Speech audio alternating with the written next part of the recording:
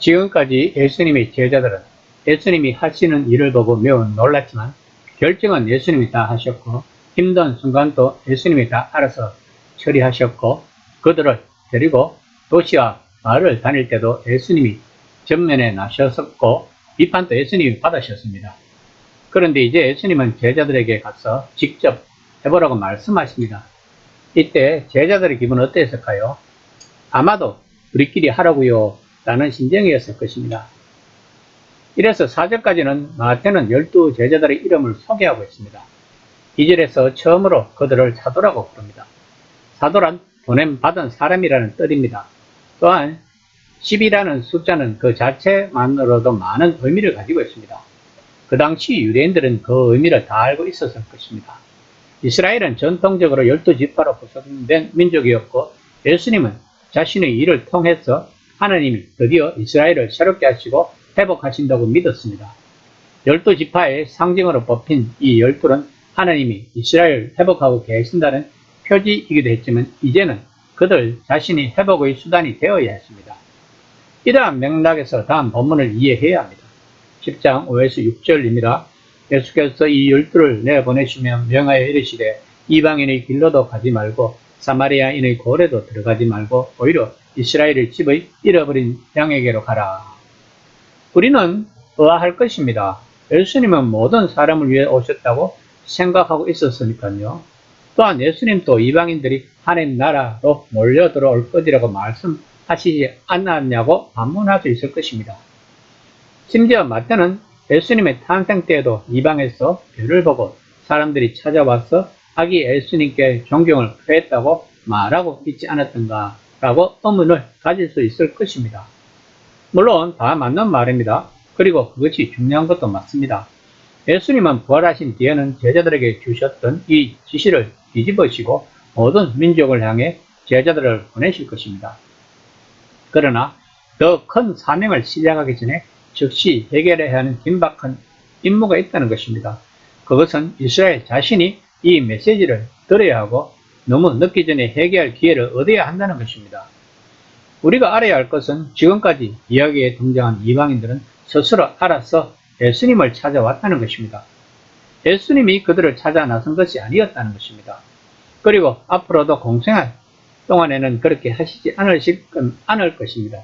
한번 생각해 보세요. 만약에 예수님이 제자들이 이 단계에서 이방인에게도 메시지를 전하기 시작했다면 유대인으로서 자부심을 가진 사람은 누구도 그들의 말에 더 이상 주의를 기울이지 않았을 것입니다. 그러한 행동은 오히려 예수님이 적들이 비난하는 내용, 즉 예수님이 마귀와 동맹을 맺고 있다는 비난을 확인시켜 줄 뿐인 것입니다. 예수님은 마귀를 없애러 오신 것이 아니라 하나님 나라를 성취하러 오셨습니다. 이스라엘의 하나님이 창조주 하나님이시고 이 세상을 사랑하시고 이 세상을 구원하려 하시고 이방인들도 부르려고 하시는 것은 사실입니다. 그러나 하나님은 이스라엘에 대한 자신의 약속을 성취함으로써 그 일을 하려고 하십니다. 그것이 바로 예수님이 특별히 주목하시는 부분이며 훗날에 세워진 교회도 그 사실을 깨닫습니다.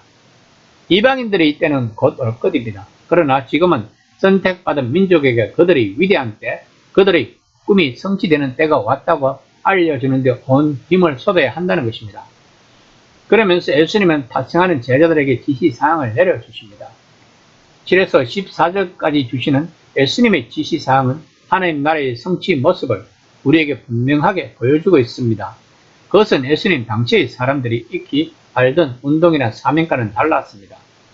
제자들은 자신이 오시는 왕의 선택받은 종이라고 떠벌리며 돌아다녀서는 안 되는 것입니다. 그들은 대단한 지위를 차지하려 할 것이 아니라 치료자, 회복하는 자, 사람들에게 생명과 희망을 가져다 주는 자가 되어야 했습니다. 그들은 돈을 벌기 위해 왔다는 인상을 조금 더 주지 않도록 매우 주의해야 했습니다. 심지어 현금이나 비싼 용품도 지니도 안 되었고 구걸하는 사람들이 보통 지니는 가방도 들어서는 안 되었습니다. 메시지를 듣고 받아들이는 사람이 먹을 것을 줄이라는 기대는 할 수 있었지만 복음의 메시지는 아무 대가 없이 그저 주는 것이라고 마태는 말하고 있는 것입니다. 예수님의 지시사항은 제자들이 어떠한 책임을 지고 가는지를 분명히 알아야 한다는 것입니다.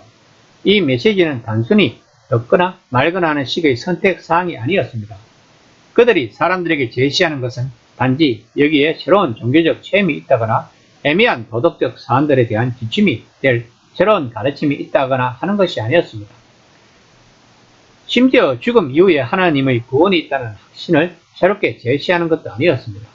물론 때가 되면 그러한 구원도 따라오겠지만요. 예수님이 제시한 메시지는 그런 것보다 더 긴급한 것이었습니다.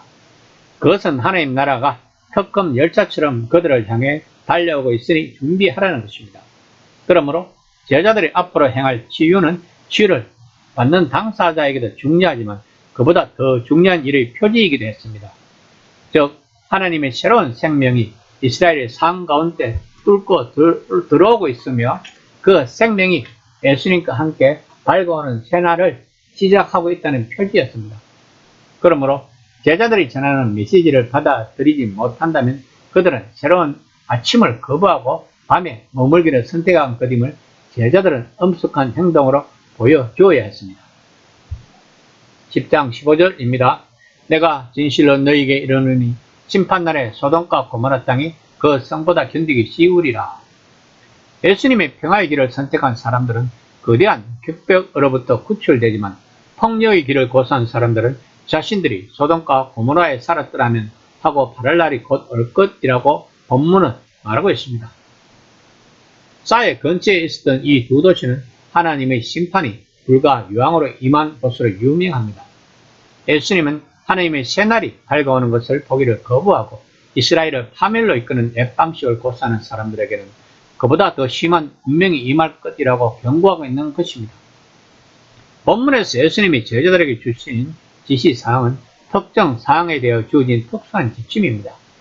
그러나 마태가 그것을 자세하게 기록한 이유는 아마도 예수님이 죽음과 부활 이후에도 그것이 교회와 계속 상관이 있을 것이라고 생각했기 때문일 것입니다.